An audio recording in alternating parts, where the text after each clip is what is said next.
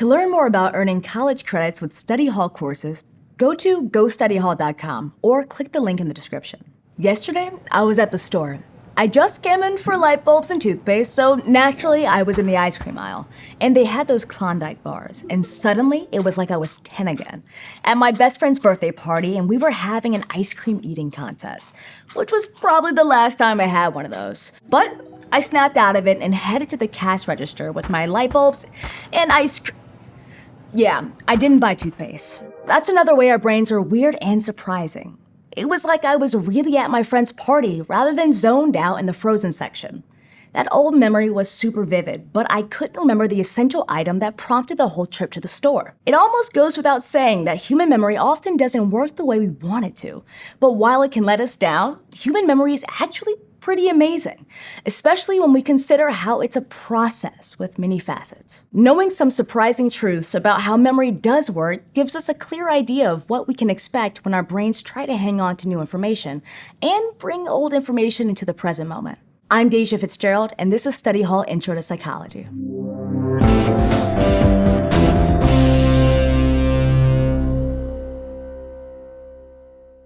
Life proceeds moment by moment, and all we ever really experience is an ongoing present.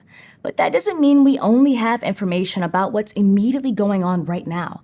We carry with us information from the past, like 5 seconds ago, 5 minutes ago, and 5 years ago, thanks to memory. We often think of memory as something we have, a vast collection of knowledge about the past, but when we use the term memory in psychology, it can also refer to the part of the brain where we store information or experiences, or it can refer to an ability. The ability is how we hold on to information from something that happened in the past, and we do that with 3 processes. The first is encoding, which is when the information we're trying to remember is first converted into a form that the brain can hold on to. Next, retention is how we store this information over time. And finally, retrieval is calling up this information later. For example, during that childhood pool party, my brain encoded my experience of eating an excessive number of Klondike bars. Then my brain retained that information over all these years. Then it was retrieved when my brain saw that same ice cream at the store. Long-term memory always involves encoding, retention, and retrieval, but that doesn't mean these 3 processes play out the same way every time.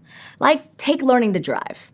Our brains put an incredible amount of work into storing and recalling different kinds of information, so we can safely maneuver a 2-ton hunk of metal down the street, and different kinds of information are handled by different kinds of memory. Let's look at Gerald's experience of learning to drive and see how he uses various stages and parts of memory to get ready for his driving test. When he's out on the road, Gerald is constantly relying on his short-term memory to handle important things that come up. Short-term memory is how the brain holds on to a small amount of information for less than a minute to keep it available for immediate use. Like the time Gerald's practicing driving with his mom and sees a stop sign 3 blocks down. Gerald remembers it's there even when he's carefully passing a cyclist. Of course, sometimes we need to remember something for longer than those 30 to 60 seconds available to our short-term memory. We can use something called maintenance rehearsal to keep that information fresh. For example, have you ever chanted a phone number to yourself until you could write it down? That's maintenance rehearsal. While learning how to drive, Gerald is also using his long-term memory, which is how the brain keeps information for future use, anywhere from hours to decades later. Each time Gerald practices with his driving instructor, he encodes more driving know-how into memories that will last a long time, like knowledge about when to use his turn signal. That's information he'll want to hang on to for his test and long afterwards. But even the long-term memories Gerald is forming aren't the same. There are generally 2 types of long-term memories, ones that are retrieved consciously and ones that aren't. Implicit memories don't require conscious retrieval, and these kinds of memories just come to us. They let Gerald automatically recall information like how hard to press down on the gas pedal so the car speeds up without lurching forward. The second type of memory is explicit memory, and it's all about facts and events that we can consciously recall. Explicit memory lets Gerald learn and use important information, like the rules for who has the right of way at an intersection. So we have different kinds of memory, and we can even break those down further based on the kind of experience or information we are trying to remember. Like procedural memory is a kind of implicit memory that helps us perform all the steps in a task without having to consciously think about them. We use procedural memory to walk, talk, and ride a bicycle. Semantic memory is a kind of explicit memory that helps us store and recall rules and factual information. And episodic memory is a kind of explicit memory that lets us store and recall experiences. There are also different ways we retrieve explicit memories. One way is with a retrieval cue, which is something in our environment or our thoughts that helps us bring a memory out of storage. Like we might be cued to retrieve information by recognition, which is when we see something that seems familiar. Or some long-term memories are state-dependent, which means that we have a better chance of recalling them when we're in the same state we were in when the memories were encoded. Like if you drink coffee while studying. It might help to drink coffee before the test too. By breaking down memory into different parts, researchers have been able to understand various ways in which our minds can hold on to the information for later. And this understanding also gives us insight on why we can't always retrieve or remember information when we want to. There are lots of different ways our brains store and retrieve information, but as we know from our attempt to buy toothpaste, we also forget things. That means we're unable to recall information that was at some point encoded and retained.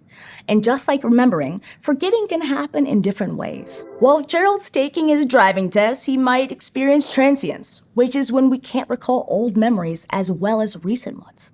He's been preparing for the driving test for a while, so a fact about something basic from his first week of driver's education might be harder to remember than something he just learned last week. Gerald may also experience absent-mindedness, or forgetting something because he was focused on something else.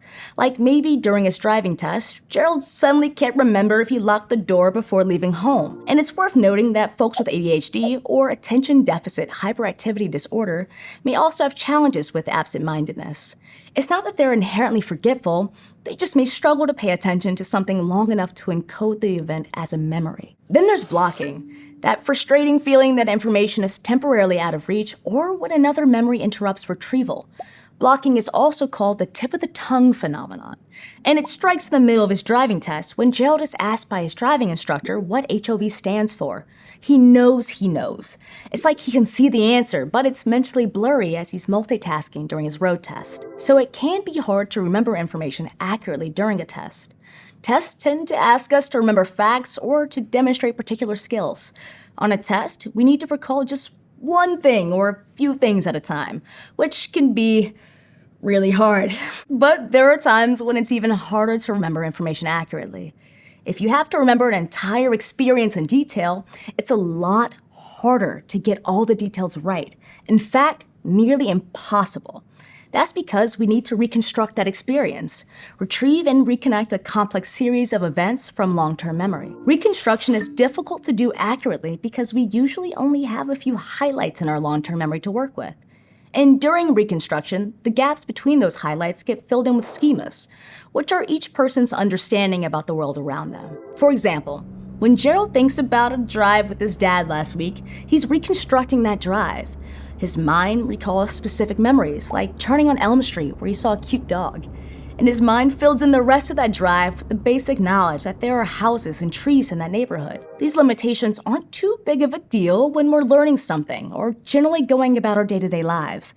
Unless I'm getting toothpaste at the store, clearly, but by continuing to practice and spend time with knowledgeable drivers, Gerald is likely to form solid memories that he can easily retrieve in order to drive. But when we only have one shot at accurate recall with high stakes, the limits of memory can have severe consequences. The complexities of reconstruction are incredibly important when it comes to eyewitness testimony. That's the practice of asking people who witnessed a crime or other event to retell what they saw. And it's a core part of many legal and judicial systems. Research has shown that since human memory is prone to errors, we can be influenced into remembering things incorrectly, which is called memory distortion. For example, if you're asked to remember seeing a bank robbery, you're already being influenced by suggestibility. That's the tendency to take on the ideas or attitudes of other people. What you saw has been labeled a robbery, which can alter your perspective on how you remember what happened, like making someone you vaguely remember running away from the bank now seem very suspicious. Memory distortion can also be caused by cognitive biases. These systematic ways that our minds work irrationally can color how we look back on events, like implicit bias, which is when we unconsciously associate negative or positive things with a particular group. This can lead to racial profiling or other kinds of discrimination or misidentification. With this knowledge of how memory works, courts and law enforcement agencies are reevaluating both how they obtain information from witnesses and whether that information can be trusted. When a verdict hinged entirely on an eyewitness account that was gathered in a way that might have caused memory distortion, defendants can sometimes appeal, even decades later, with the help of organizations like the Innocence Project. These organizations work to overturn cases that relied on flawed or incomplete evidence. So, human memory has natural limitations that can be extremely consequential. But our ability to remember can also be dramatically altered by events that happen during our lives. Memory impairment, like memory loss, can result from post-traumatic stress disorder, or PTSD, which is when people experience nightmares, anxiety, or depression after experiencing a traumatic event. Physical damage to the brain, known as traumatic brain injury, can also cause memory problems like amnesia or forgetting whole swaths of information about one's life. Then there are illnesses that affect the brain, like Alzheimer's disease, which can have a significant effect on memory and leave people unable to recognize loved ones. That only scratches the surface. There are many other ways memory can be impaired, and it can be alarming to know that human memory is prone to errors and susceptible to disruption. But with this knowledge comes opportunities.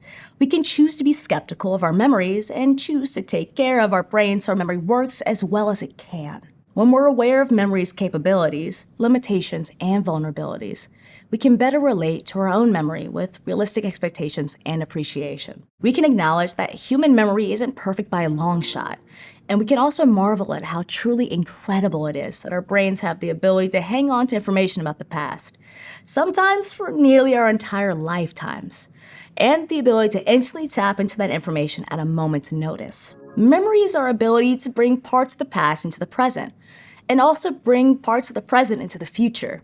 We couldn't lead the lives we do without this ability.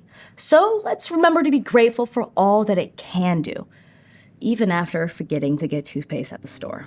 If you're enjoying Study Hall Intro to Psychology and are interested in taking an online course and earning college credit, visit GoStudyHall.com or click on this button to learn more.